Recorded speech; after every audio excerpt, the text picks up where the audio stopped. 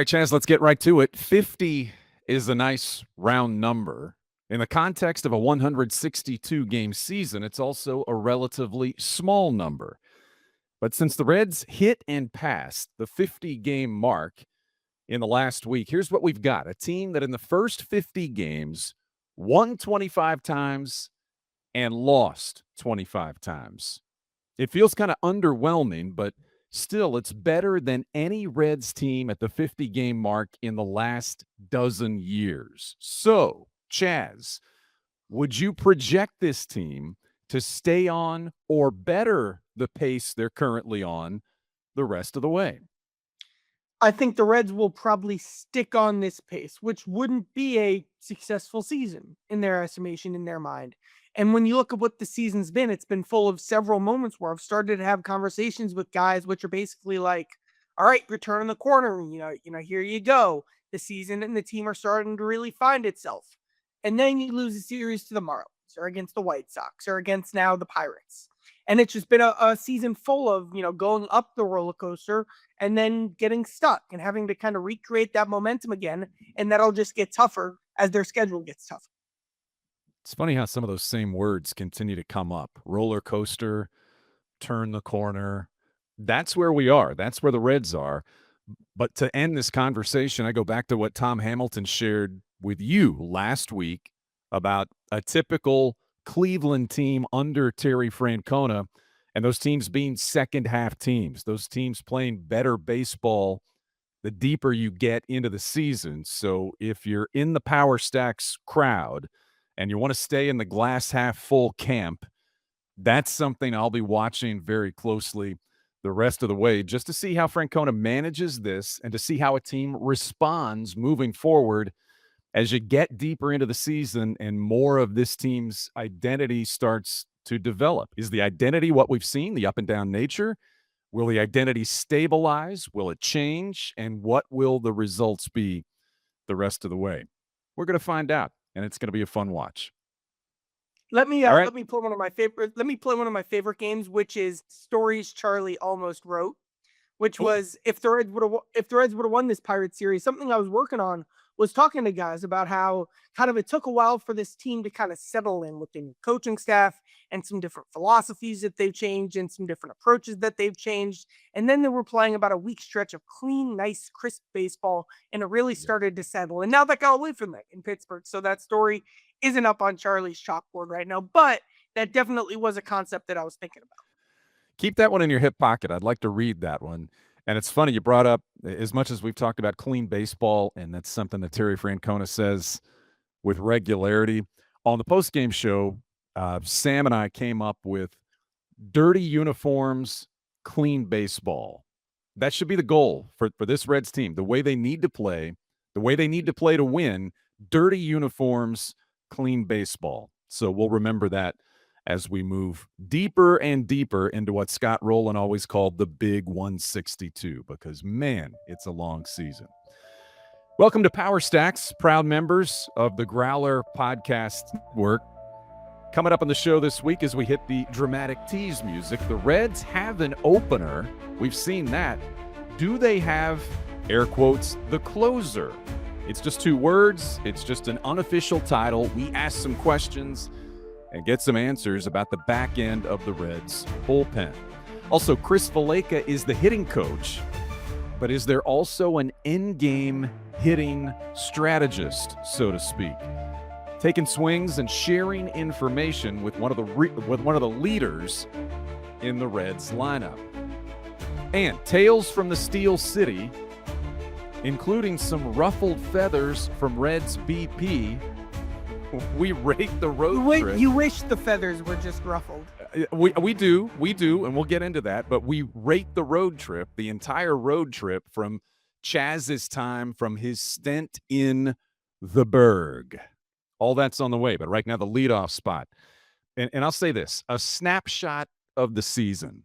I wrote those words down after the Reds finished up the series against the Pirates. A snapshot of the season, because that is the week that was for the Reds. You lose a series at home to the Chicago White Sox, on the road against the Pittsburgh Pirates, and then you sweep in the middle, sweep a very good team in the Cleveland Guardians. So, Chaz, what stands out to you about this most recent 9-game roller coaster ride? And there's that word again.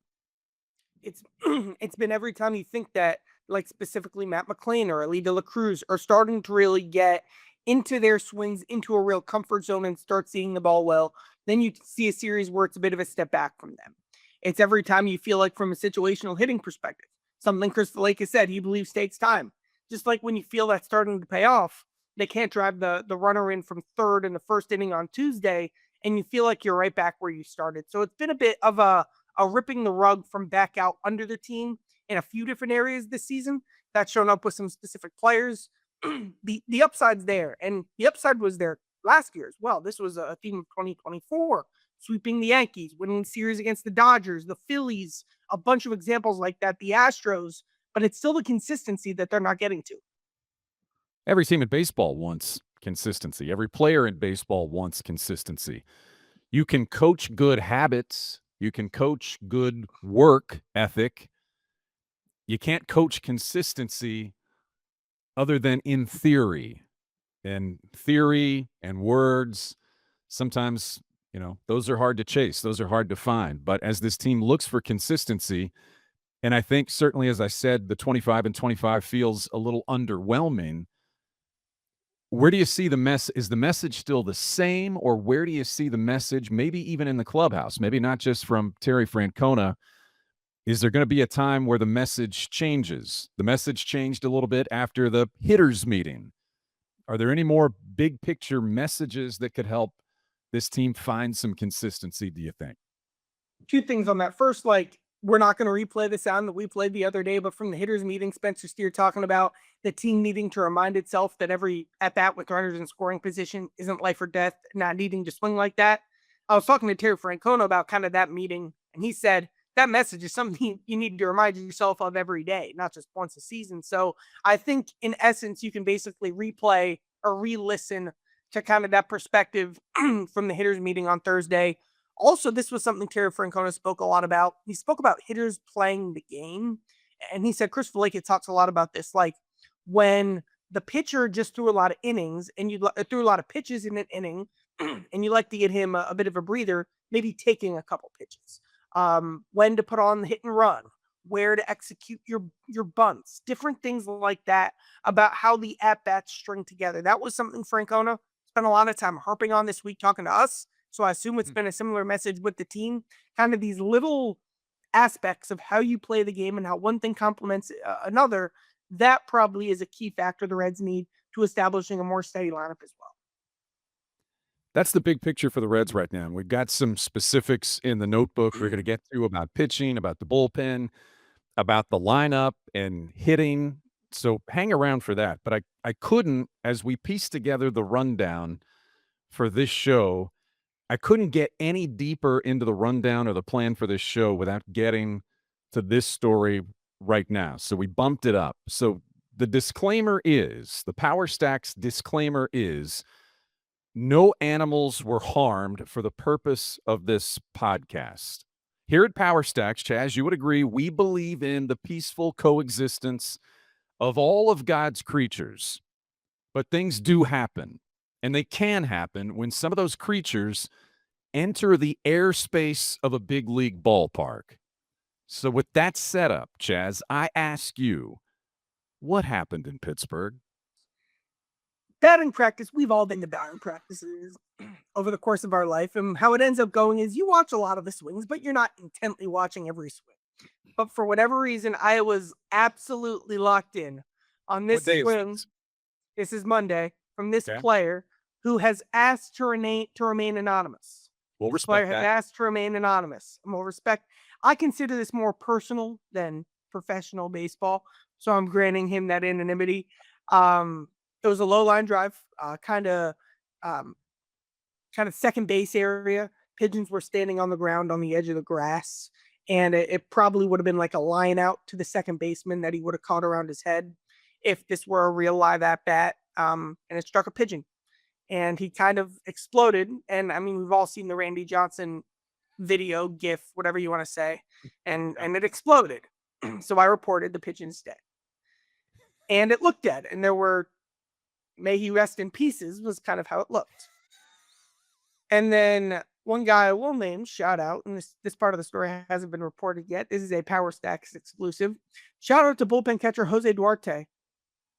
Bullpen catcher Jose Duarte, who, without anyone telling him to do anything, just goes over, picks up the Pigeon, takes him off the field.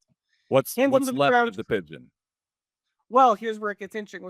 Okay. It gets in the hands of the grounds crew in a moment straight out of Frankenstein, which I haven't read, but I get the reference. The grounds crew guy goes, "He's alive!" And the Pigeon starts like moving his little head around him. So then I tweeted, "He's alive, but he's on life support." He was in pieces. I mean, I guess, chicken with his head cut off, like this is the opposite of that. Pigeon with half of his body cut off, and here's where it gets kind of, this is a family show here. I mean, there's still some remains out in right field that they had to clean up before the game. And the grounds was like, what do we do with this guy? He can't fly, he can't walk. He's moving his head around. So they escort him out of the stadium. They put him, I believe, out by the river where a lot of birds congregate, what seemed to be a very peaceful place. And what happened from there? Nature flexed its power after the Pigeon ended up by the banks of the Allegheny River. There is this circle of life that I'm glad that's the way it went for the Pigeon. What I want to know, and by the way, that's the first time I've heard you tell that entire story, which is why I found it so entertaining.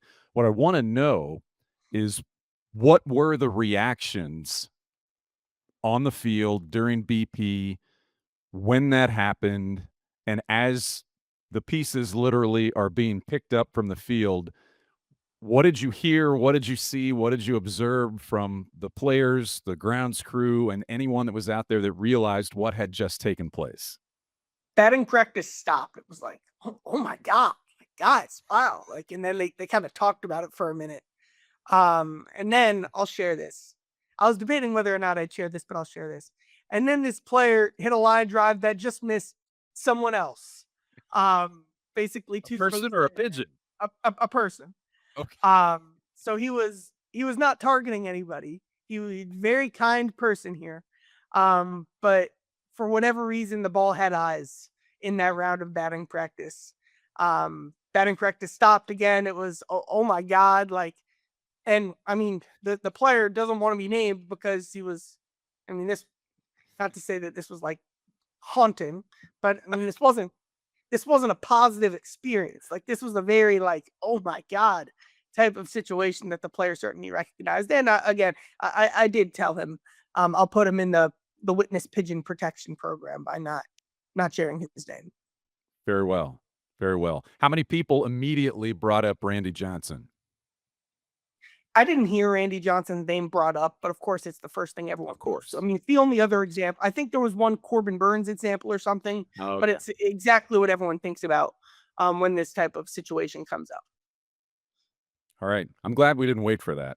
I've been waiting for that for a couple of days. Any more questions? Because you are the viewers' eyes and ears right now. Any other questions you have about the Pigeon? Right. No, just typically something like that bleeds into a nickname or the bird never got a name, right? No one ever said, let's refer to this guy as, because that kind of humanizes the story.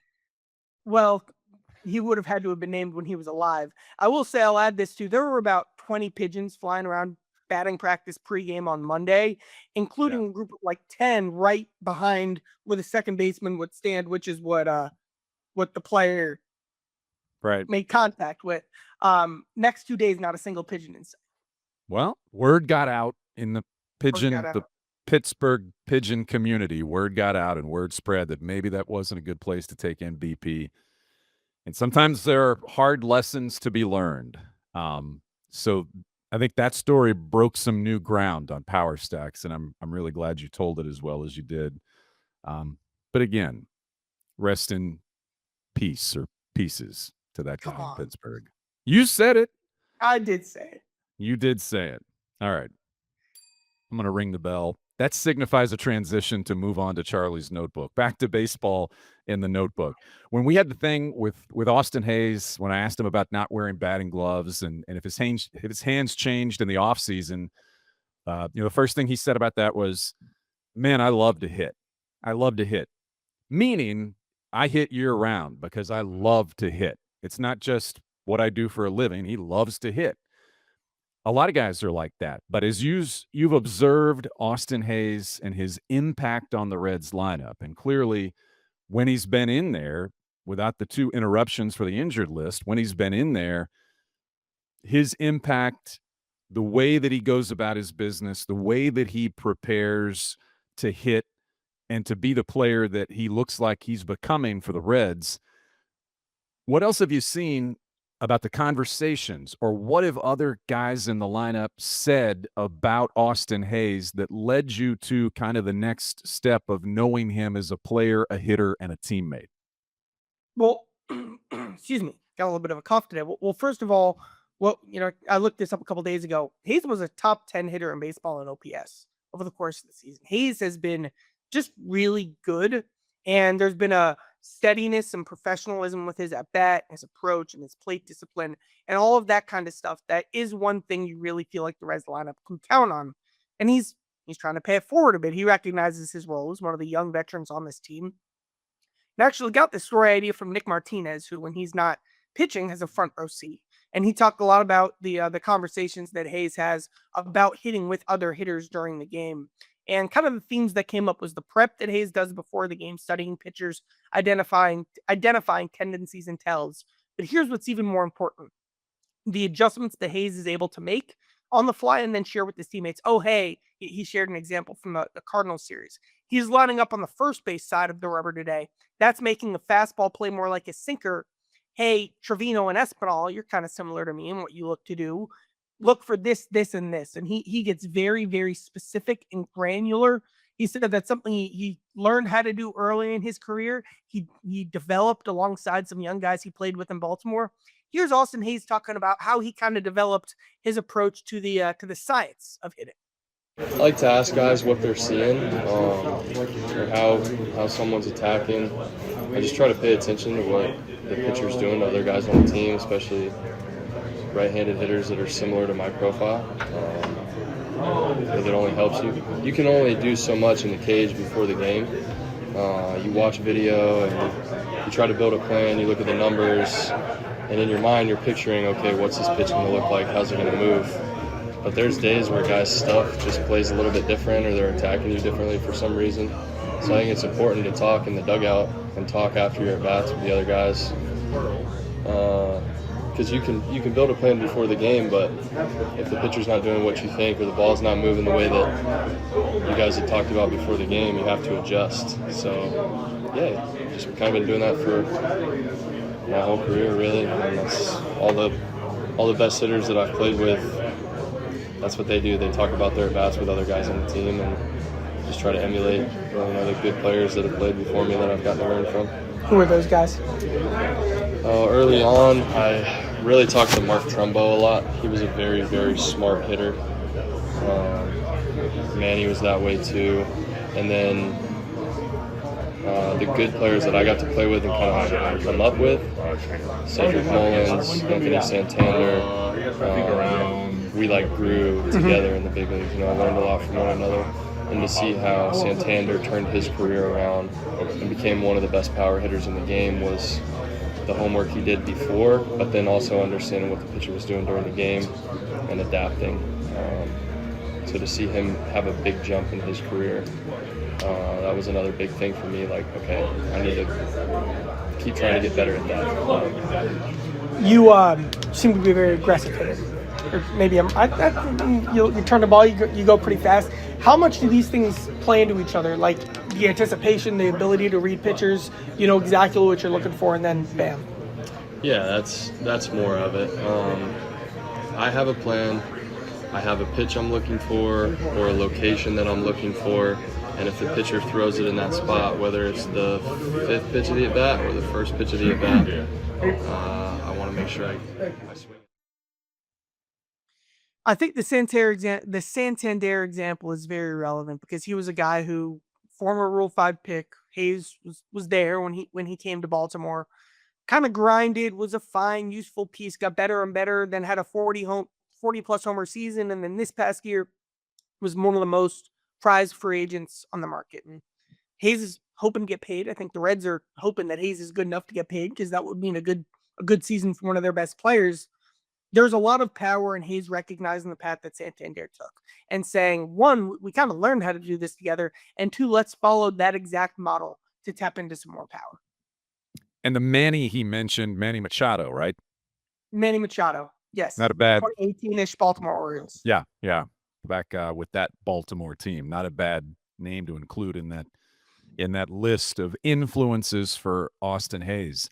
I've got one other note about the lineup here. In the series opener against Pittsburgh, the game the Reds won, he had 7 doubles in that game. 5 different players accounted for 7 doubles, and it's beautiful to watch. Great baseball, and I think that's probably, we would agree, more of who this team wants to be, if it could be the best version of itself. But it was a little bit shocking. There were no home runs in that series. I mean, neither team, but the Reds didn't hit any home runs in that series. And as of Thursday, the off day, Will Benson's Player of the Week tear accounts for 5 of the Reds' last 8 home runs. The others in that stretch, you had 1 each from Hayes, Ellie De La Cruz, and then Rhys Hines. So just a quick question for you. Is power, as it's defined by the home run, is that a concern for this team if they go for a stretch and don't hit many home runs, or is that just a symptom of the offense overall right now and where it is?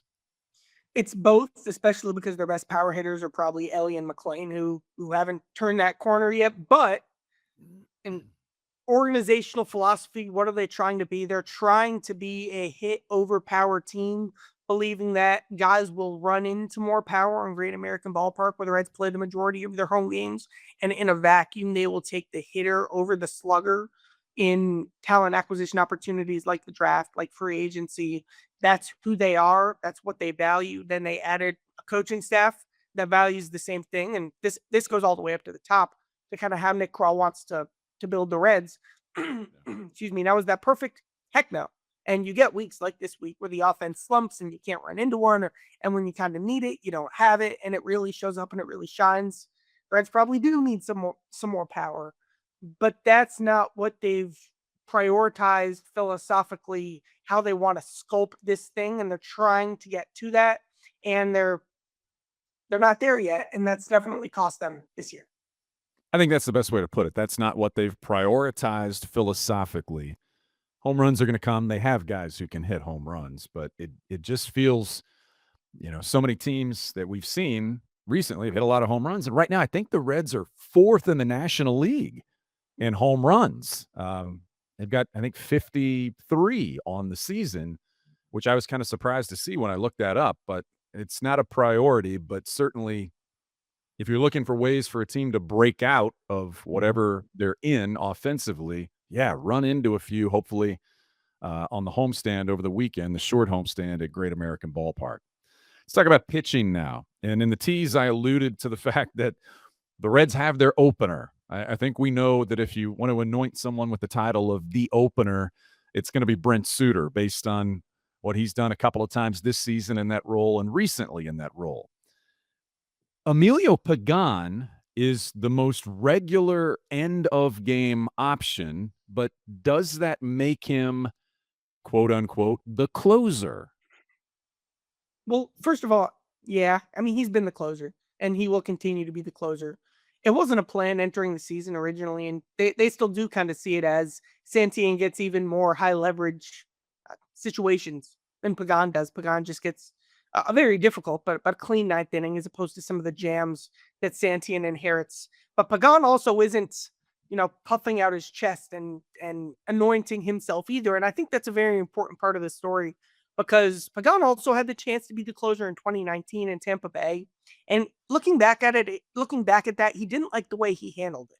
And he always thought, if I ever get the chance to do that again, I want to do it differently. And Of course, he's a middle reliever who's bounced around different teams. He hasn't had the shot to close until now. And I talked to Pagan about how he's handling, how he's kind of carrying himself in this ninth inning. Yes and no. Like, I said it yesterday. I'm very grateful for the opportunity to throw that inning because of who we have in our bullpen. Like, there's probably another 5 or 6 guys that could do that job. And specifically, Rogers and Barlow have had a ton of success in that role in their career. So, for Tito and the guys to believe in me in that role, it means a lot, and I enjoy it. But I don't take it for granted because, it feels like everybody in this locker room can do that job in the bullpen. And so to get a chance to do it is a lot of fun, and just trying to be as consistent as I can. I think you mentioned this to me a couple weeks ago, like earlier in your career, you were a little more emotional in those moments. How have you kind of shaped your persona in those moments? I just try to not make it any bigger than what it is. I think when I first got a shot at doing it, it was like, I want to be a closer, you know what I mean? And that name, like, it made the inning bigger than what it needs to be. It's cool to throw the ninth, but I'm not trying to treat myself as like I'm a closer. I'm just going to throw the ninth inning and get 3 outs. And so, I think that alone is kind of minimizing the hype around the inning for me individually. And so just trying to control my emotions and just execute pitches as often as I can. There's one more piece of that too, and I talked to Pagan at a different point in this interview that we won't hear from, but he's also a closer with a middle reliever's durability and take the ball mentality. He'll just go out there and pitch, and he doesn't care that he's pitched in 2 straight days or throwing a lot of pitches or it's a weird situation or he had to get ready quickly. No, he is a zero maintenance closer, and there's a lot of value in that as well. The rest of the bullpen, I think Charlie's chalkboard identified what we all kind of thought earlier this week, but you put the moniker on it, the big 3. So the back of the bullpen now is the big 3. And if the Reds can get to the big 3, and if Lyon Richardson or Luis May could bridge the gap in some middle inning situations to get to the big 3, this has kind of taken shape, for several weeks now. What do you see in the big 3 now that we've talked about Pagan? Well, you'll hear from Pagan in a minute, but he'll say that Ashcraft and Santian are the 2 guys who haven't gotten enough attention on this team. But I'm even going to take the lens even beyond that, because this is something I've truly never seen before during my time covering the Reds. The Reds, from the very top of the bullpen all the way through the bottom of the Louisville Bats bullpen, have 0 relievers who have suffered any injury during the season. The only guys on the IL in Louisville are Alex Young, TJ Antone, and Josh Stomants, who have been hurt all year and will be out for a while. But that's 1 through 25 or 26, basically, when you look at the Reds' organizational bullpen depth chart, that are all healthy. It's not quite an embarrassment of riches, but that's pretty good. You have Santian and Ashcraft, who we'll hear more about. I think, we highlighted them on Monday's show, but Luis May and Lyon Richardson, who then was sent out yesterday, they've been really good high leverage pieces as rookies. But with Richardson, he was one of only 3 pitchers with option. They picked May over Richardson. They weren't going to send down Ashcraft. So Richardson ended up being the odd man out, even though he's been incredibly valuable in the team. Actually, there was a meeting on the bus after the Atlanta series where the guys were like, Richardson and May, we see, you guys are a big part of this and you guys are crushing it. They recognize that. And optioning Richardson shows that, this depth and, being at full strength, that's a pretty good spot to be. And, they've kept Barlow on the roster. They've kept Rogers on the roster. I do think they're both pitching better. They both have longer track records. You also don't want to DFA them just to lose that depth. That's why they haven't done that. And then in AAA, Richardson, Malls, Zulueta, Phillips, Lasorsa, Maxwell, and then Diaz, who's got to figure it out. But that's a better bullpen than the Reds have had at a lot of different points over the last several seasons. So, and I think I mentioned Jabot earlier. He came off the IL. The reason he's they made a point to kind of just give him a quick rehab assignment. Was in between opening day and the day he got hurt, he was very good. He throws a lot of strikes, and Tito's a big fan of that. And they wanted to get him back in the mix. And again, Richardson was the odd man out there. So there's a lot to like about the depth of this Reds bullpen, about the big three. And you heard from Pagan earlier. Now you'll hear from him again, because what he was really excited to talk about was the depth that this bullpen has established. Yeah, man. We addressed that as a team when we were leaving either Atlanta or Houston. We were like, man, what you guys have done is awesome. You know, we said it on the bus, like, keep going. It's been a lot of fun to watch. You know, May, obviously his stuff jumps off the table. He's been able to be in the zone and force early swings with his sinker. You know, if they swing at it, it's probably going on the ground if they hit it. And so, but then with Line specifically, being able to give us multiples, being able to, you know, be another guy to kind of bridge it to the back end. And he's doing it with back end stuff, which is pretty unbelievable. They've been a lot of fun to watch, man. They've been a huge pickup for us. And then the consistency of Ashcraft and Santillan in extremely high pressure spots. How steady have they been? They're probably not getting enough credit for how well they've thrown the ball. Really, there's a lot of guys in the bullpen that I could say that for. And the starting pitching depth is kind of rounding into form too. You've got Brett Lauder continuing his rehab assignment. You had Wade Miley throw, I believe, 5 great innings the other day. So the pitching depth was in a pretty tenuous spot. Now the bullpen's fully loaded. The rotation's getting closer. So, you know, they're not hitting enough. We got to keep saying that. But from a organizational, from a top of the roster, the rotation, the bullpen, the Reds really are pleased with where they're at. Final note on pitching. You mentioned the rotation. Yes, the stretch without Hunter Greene, the Reds covered that time. Certainly there was the 5-game winning streak in there. There was the beautiful bullpen game in that stretch. And so they've covered this IL stint for Hunter Greene, and now you get your ace back on Friday to kick off the series against the Cubs at Great American Ballpark. So here's to good health for Greene as he comes back. And can he get back to exactly, will there be a time, does he need a start to get his legs back under him? Will he jump right back in to how he pitched before? That's the question. But hopefully doing what they did with the stint on the injured list as quickly as they did with the groin, hopefully Hunter Greene is now in for the long haul and can get back to work for the Reds starting this weekend against the Cubs. Go ahead. No, that's it. We're good. I thought you had thought you had something to add. Never want to cut you off. We're going to get now to rate the road trip. Chaz made the trek out to the Steel City, to Pittsburgh for the series against the Bucks. And I just want to pick this apart a little bit, kind of chronologically. So I'm thinking before we get to Pittsburgh, you drove to Pittsburgh. How does Charlie Goldsmith occupy all of that mental space that's required to cover the 4-hour drive or however long it took you? I'm trying to think what I listened to specifically. Definitely the Growler with Paul and Jay was in there at one point. Yep, that's good. Probably the baseball barbecue show. Friend of the program Jordan Schusterman does with Yahoo. It's a great baseball show I like. Trying to think what other podcast. Probably the Zach Lowe show. I'm a big fan of him. I don't even watch a ton of NBA anymore, but just his whole persona just brightens up my day. No music. I stick with podcasts. Okay. Would they say, do you have a heavy foot when you drive? No. Are you constantly in the right? What am I You're going to say? constantly in the right-hand lane. I'm constantly abiding by all traffic rules and regulations. Of course you are. Okay. You get to the Berg, just a big picture thought on Pittsburgh as a city. What do you think? The downtown portion where we work.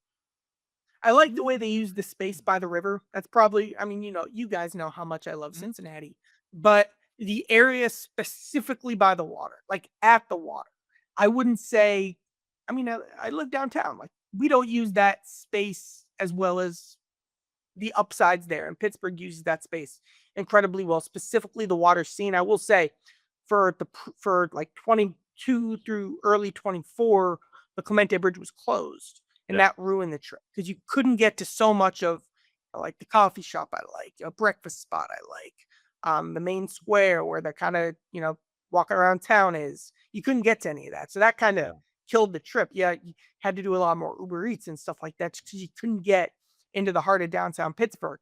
Now the bridge is open.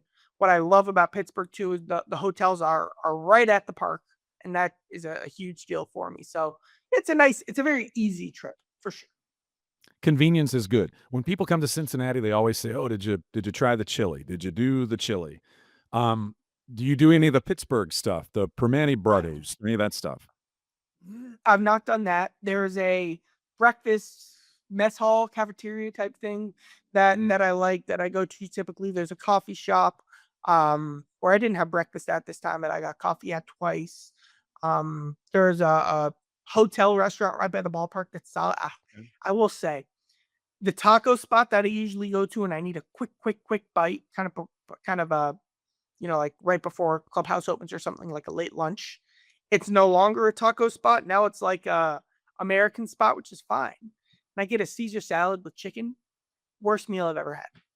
Oh. Caesar salad, bad lettuce, bad dressing. Frozen pulled barbecue chicken just lopped onto the Caesar salad. And worst meal I've ever had. And I paid for it and everything, but I told the server, I said, I just want to give you some nice feedback that this dish probably needs some more work. And I'm sorry. How was that? Was the feedback was received well?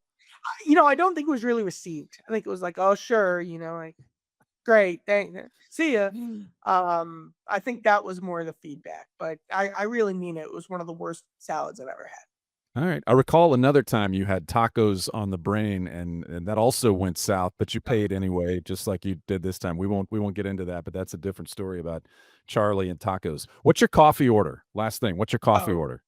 Straight black iced coffee every morning. I've got one right here that I just finished. It is my favorite part of every day. It's unbelievable. Straight black iced coffee. Iced. Okay. Yes. So never hot.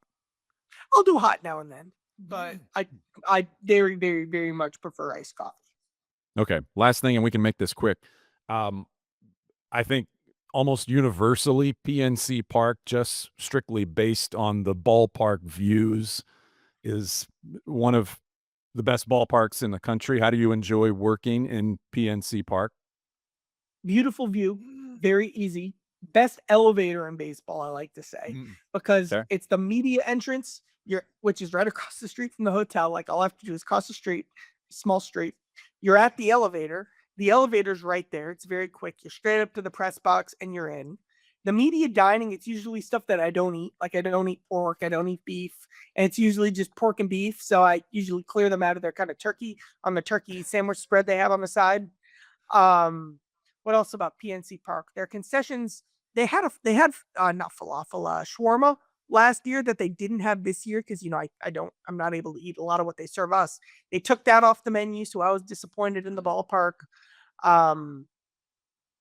It's a very easy, convenient place to work. Yeah, that's all good. And I could sit in the press box or the broadcast booth and stare at the outfield views of the bridges in downtown for a good bit of time. It's a beautiful place, just not a good place for the Reds this past. Can I tell a story about the park? Here's a Yeah, fat go behind ahead. the scenes Terry Francona story. So Terry Francona, the only manager I've ever seen who sets up his own game note sheets. They've all got their notes. Terry Francona goes out early and he sets it up himself. Ran into a problem in Pittsburgh because the sheets, matchups and bullpens and all that kind of stuff.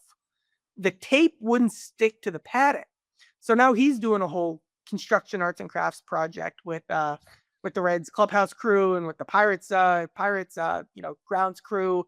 Trying to like, what can we stick the notes to a piece of cardboard and then stick the piece of cardboard to something? They were spending a good 30 minutes on this, trying to figure this out the other day. And then I noticed during the game, his own note card, he slides it in the crease in the padding on the rail, and which is quite handy. Keeps it from blowing away, and you don't have to hold it the whole time. I have no idea how he stands for 3 hours. I don't understand that. Like any human, like I just don't get that. Especially a dude with bad wheels, which he readily admits he struggled with certainly in the past. So Interesting observation, but we like Pittsburgh. That wraps that up. Let's do a quick thought on what's next for the Reds right now. It's back to the friendly confines, they hope, of Great American Ballpark. But, the old cliche is, every team, they're all big leaguers, they're all dangerous. Well, there's going to be a difference between the White Sox and the Pirates and what they'll see this weekend in the Cubs, and really what they'll see for the next, month plus on the schedule. It is full now of teams that are at or above 500. There's almost nothing sub 500 in the immediate future, and you start with the division-leading Cubs on Friday. Chaz, your thoughts? But even among those teams, like yes, the schedule gets tougher, but the teams the Reds are facing, even after the Cubs, start with the Guardians, and then you face the Royals and you face the Brewers. The Diamondbacks are a bit better, but they're not knocking the cover off the ball.